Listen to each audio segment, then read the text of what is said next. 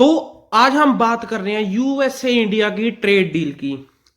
ये बहुत ही बड़ी विन है इंडिया के लिए। आगे आगे इस पर क्लैरिटी आएगी। बट इसमें जो पर्दे के पीछे बात हुई है, इंडिया के हमारे सबके चहेते अजीत डोभाल ने, एनएसए अजीत डोभाल पर्दे के पीछे काम करते हैं। कोई अवार्ड से मतलब नहीं, कोई पॉपुलैरिटी से मतलब नहीं, बस आखिरी सांस तक देश की सेवा करनी है। उन्होंने यूएसए को बैक चैनल मैसेजेस में पर्दे के पीछे क्लियरली वार्न कर दिया था। यू ट्रेड डील से पहले मार्को रूबियो को clear cut warning Ajit Doval से आ गई थी कि डंग में रहना सीख लो, वरना हम ये ट्रेड डील नहीं करेंगे, हम ये ट्रेड डील पॉज कर देंगे। तो जब ना ऐसी स्टेटमेंट्स आनी शुरू हो गई थी यूएसए का कमर्स सेक्रेटरी हार्वर्ड लुटनिंग की तरफ से, जैसे India will back saying sorry, Trump will decide how to deal with Modi, means इतनी अग्रेसिव भाषा कि इंडिया हमसे सॉरी मांगता हुआ आएगा, उसके बाद हम डिसाइड करेंगे कि मोदी के साथ क्या करना है। इंडिया बिल्कुल रशियन ऑयल बाय करना बंद कर देगा, ब्रिक्स को लीव कर देगा। इसके बाद हम सब ने कहा, मेरे पर्सनली मन में ये था कि इंडिया कोई बयान, कोई स्टेटमेंट हम क्यों नहीं दे रहे। बट पर्दे के पीछे अजीत डोभाल ने यूएसए के फॉरेन सेक्रेटरी मींस उनके फॉरेन मिनिस्टर, तो अजीत डोभाल ने क्लियरली मार्को रूबियो को कहा था इंडिया वॉन्ट बी बुलिड। तो फर्स्ट पोस्ट का ये आर्टिकल है, ये आप पढ़कर देखें। India won't be bullied, month before trade deal, Doval told Rubio country won't bend down to Trump's pressure। And बात ना इतनी गंभीर हो गई थी कि अजीत डोभाल ने यह भी कहा था कि हम वेट कर लेंगे ट्रंप की टर्म एंड होने का। बेसिकली इंडिया रेडी है 3.5 ईयर्स की हम वेट कर लेंगे ट्रंप की टर्म एंड होने की, बट हम झुकेंगे नहीं। एंड तुम इंडिया को बुली नहीं कर सकते, ना ही हम बुली होंगे, ना ही हम ट्रंप के प्रेशर में आएंगे। एंड इस अल्टीमेटम के बाद से ये खबर निकलकर सामने आ रही है कि इसके बाद से ही यूएस से ट्रंप इनका प्रेशर थोड़ा कम हुआ। ये बेसिकली ये जो एग्रेसिव इनको लग रहा था ना कि हम एग्रेसिव बयान देकर इंडिया के खिलाफ एग्रेसिव होकर हम इंडिया से ट्रेड डील नेगोशिएट कर लेंगे, हम इंडिया की डायरी एंड फार्मिंग सेक्टर में आ जाएंगे, बट ऐसा नहीं हुआ। अजीत डोभाल ने, हमारे एनएसए, हमें ना सल्यूट करनी चाहिए ये बंदे को। इनको कोई मतलब नहीं पॉपुलैरिटी से, कोई मतलब इनको मेडल्स और सम्मान से नहीं है कि मेरा स्टेज पर ऐसे मुझे मेडल्स मिले। क्लियरली आखिरी सांस तक बस देश की सेवा करनी है।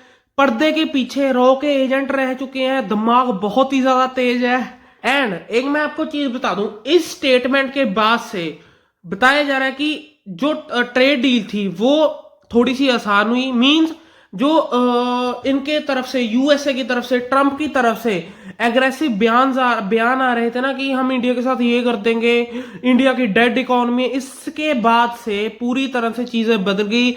अब बयान बिल्कुल उल्टा आ रहे हैं। अब Modi is great guy, Trump Modi के साथ बात करने के लिए उत्सुक हो जाते हैं।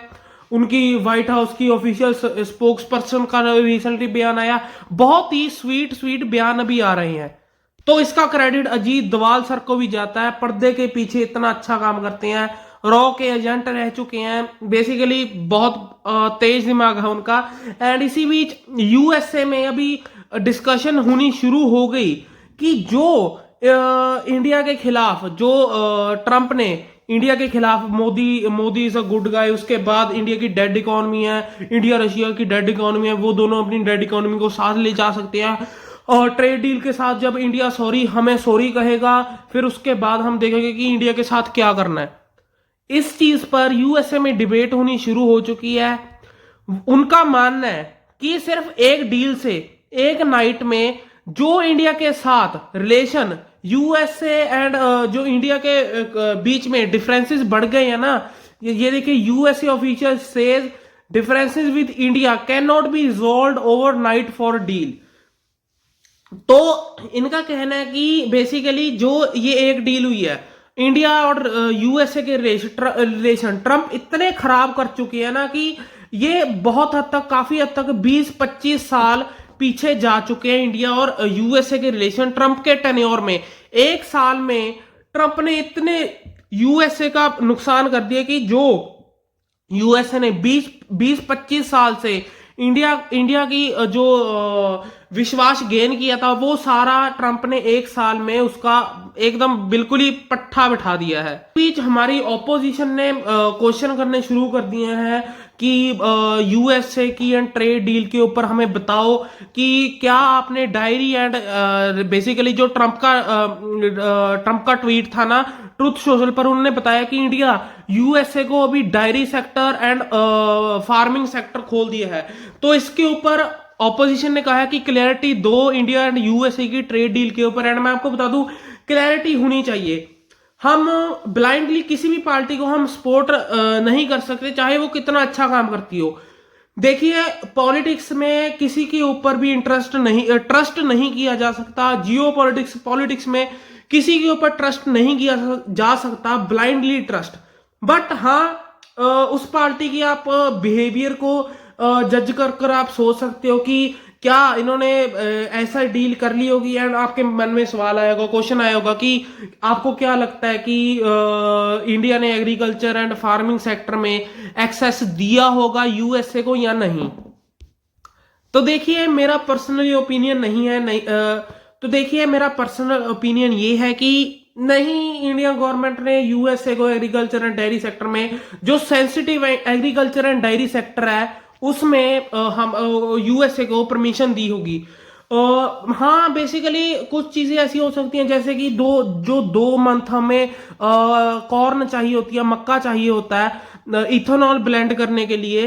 वो काफी चांसेस है कि वो हम यूएसए से शायद वो 2 मंथ के लिए कॉर्न हम बाय कर ले। बट जो मेन सेंसिटिव, जो core dairy and farming sector है, जैसे कि जेनेटिकली मॉडिफाइड क्रॉप्स एंड या फिर dairy sector, dairy products, industrial minister and commercial industrial minister Piyush Goyal ji ने भी कहा है कि इंडिया एंड यूएसए की ट्रेड डील में sensitive dairy and agriculture sector included नहीं है। बट हाँ, ऑपोजिशन की डिमांड सही है, डेमोक्रेसी है, हमें गवर्नमेंट को ट्रांसपेरेंसी देनी चाहिए एकदम प्योरली डेमोक्रेटिक वे से। हमें कोई हो हल्ला करने की जरूरत नहीं है, धरने लगाने की जरूरत नहीं है। एक अच्छे तरीके से मैच्योर डेमोक्रेसी की तरह से, मैच्योर नेशन की तरह से हमें ट्रांसपेरेंसी देनी चाहिए गवर्नमेंट को कि क्या क्या इस डील में इंक्लूडेड है, किस किस सेक्टर पर हमें यूएसए को खोला है, या फिर कितने टैरिफ दोनों कंट्रीज में लगेंगे, या फिर हम क्या रशिया से ऑयल बाय करना बंद कर देंगे, या फिर हम अपनी जरूरतों के लिए बाय करते रहेंगे। तो क्लियरली जो ट्रांसपेरेंसी है वो गवर्नमेंट को देनी चाहिए। तो कहीं ना कहीं हमें अजीत डोभाल सर को थैंक्स करना चाहिए, क्योंकि जो वो काम करते हैं ना इंडिया के लिए, वो लिटरली उन्होंने ये कसम खा रखी है कि मैं आखिरी सांस तक इंडिया के लिए अपनी सारा कुछ कुर्बान कर दूंगा। एंड जो वो काम करते हैं, चाहे आप सर्जिकल स्ट्राइक के समय देखो, चाहे इंडिया की नेशनल सिक्योरिटी के रिलेटेड देखो, चाहे गलवान वैली में उनका रोल देखो, आप चाइना को बैकफुट पर लाने का, चाहे ऑपरेशन सिंदूर के टाइम बहुत काम करते हैं वो इंडिया के लिए। एंड अभी इंडिया यूएस ट्रेड डील के अंदर जो यूएसए इतना एग्रेसिव हुआ था। तो आखिर में मैं आपको यही कहना चाहूँगा, आपसे पूछना चाहूँगा कि आपको ये एनालिसिस कैसा लगा। एंड अगर आप लिटरली इंडिया की तरक्की चाहते हो तो एक बार वीडियो के एंड में थैंक्स अजीत डोभाल लिखना, वीडियो कमेंट करना, ऐसे ये कमेंट सेक्शन पूरा भर जाना चाहिए, थैंक्स अजीत डोभाल सर। तो ये थी आज की वीडियो। अगर आपको वीडियो अच्छी लगी तो वीडियो को लाइक कर देना, चैनल को सब्सक्राइब कर देना। हम मिलते हैं एक और अगली नई वीडियो में, तब तक के लिए take care and good bye.